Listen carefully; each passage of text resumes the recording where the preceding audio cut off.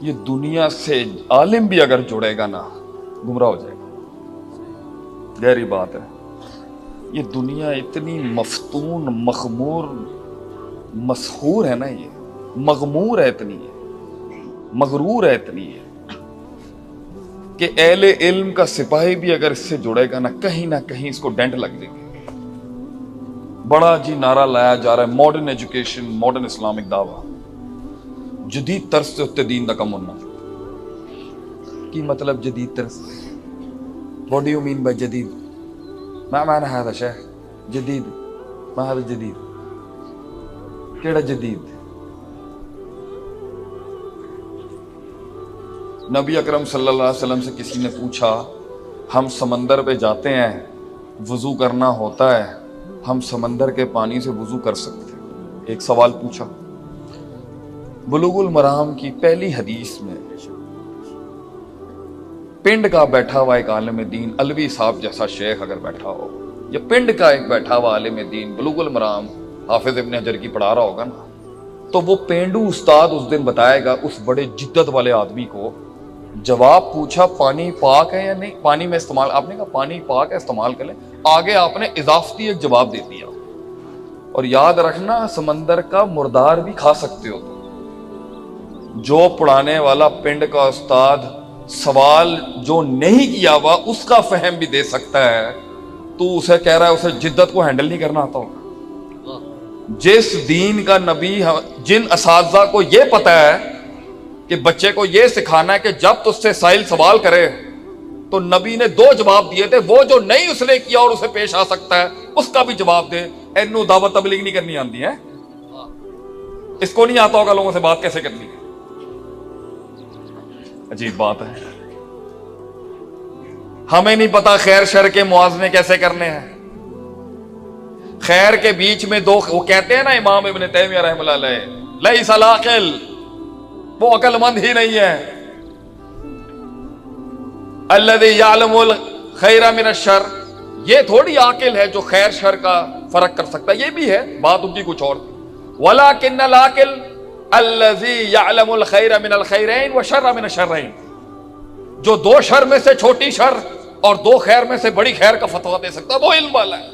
انہوں نے نہیں پتا ہوئے گا, ہمیں نہیں پتا, ان کو نہیں پتا کہ خیر کیسے بتا. خیر نہیں, ایک عالم دین کو نہیں پتا خیر کیا ہے مسلمانوں کی, یہ بتائیں گے کہ خیر کیا ہوتی ہے. Your modern education is going to tell us what is the khair for iman, how to differentiate between the physiological and spiritual world. حصی مانوی کے بیچ میں فرق کیا کرنا ہے, روحانی, اجتماعی, انفرادی, سماجی, سیاسی, پولیٹیکل ریفارمز کا, یہ بتائیں گے اس بینچ کو جو ایک انسان کو زمین سے قبر سے نکال کے کھڑا کر دیتا ہے.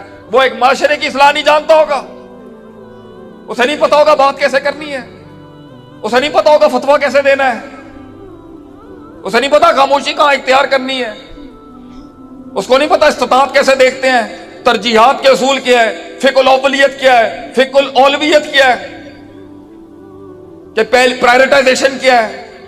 کام کرو بچوں, جدت میں جا کے کام کرنا ہے کرو, اور اگر نہیں آتا ہم سکھائیں گے.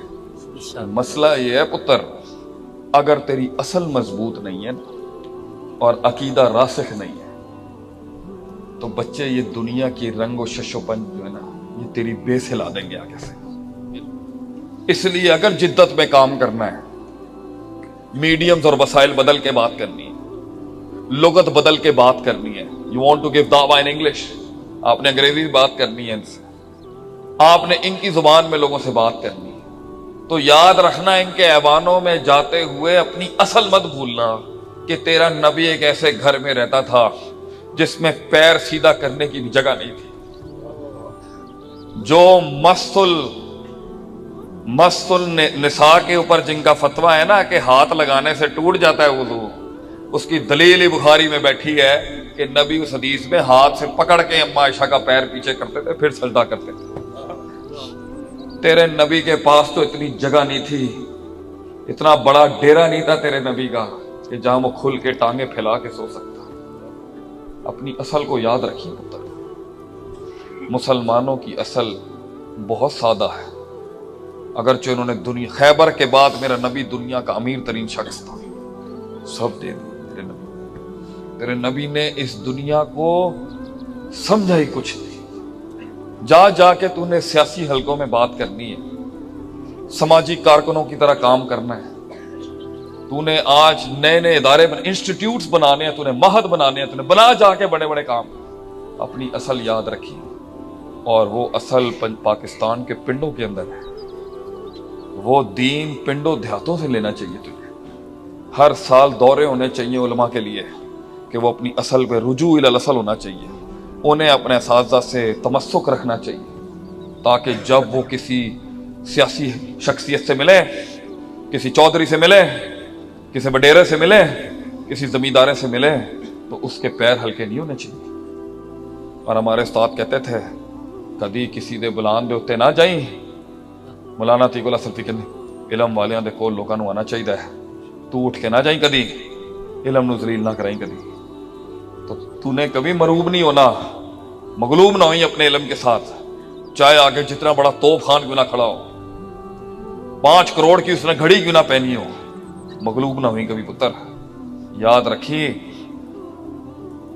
احمد بن حنبل کو جیلوں میں فرشتے ملنے آتے تھے، 3 حاکموں نے درے مارے ہیں اور 99 بار کے میرے خیال سے روایت صحیح ہے، کتنی بار فرشتے ملنے آتے۔ یہ آسمانی مخلوق تیرے سے ملنے نہیں آئے گی، یہ دنیا داری کے ساتھ، یہ روحانیت ہے ان جگہوں کی۔ اور اگر آگے جانا ہے عقیدہ مضبوط رکھیں، مطالعہ مضبوط رکھیں، اور آخری مروب نہ ہوئی کبھی۔ لیکن میں تجھے پھر بھی کہہ رہا ہوں، نفاق آ ہی جاتا ہے بچے، جو سادگی مدرسے کی، لیکن اگر گھر سے باہر نہیں نکلے گا دین نہیں پھیل سکے گا۔ یہ تجھ سے مذاق کریں گے، انہیں تمیز نہیں ہے مذاق کرنے کی، یہ تیری خدمت بھی صحیح انجام میں نہیں دے سکتے، ان کو پتہ ہی نہیں ہے ایک عالم سے بات کیسے کریں، ان کو ہمارا طرز نہیں پتا، ان کو نہیں پتا ہمارے ہاں مشائخ کے ساتھ کیسے چلتے۔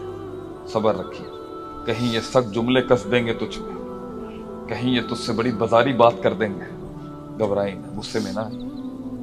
تو دنیا میں اللہ کے دین کا ایمبیسڈر ہے، تو نے اپنا کام کرنا ہے، اور قبیلے کے قبیلے تو نے ابو موسیٰ شری کی طرح لے کے آنے ہیں، تو نے اس امت کی وحدت کو پھر کھڑا کرنا ہے۔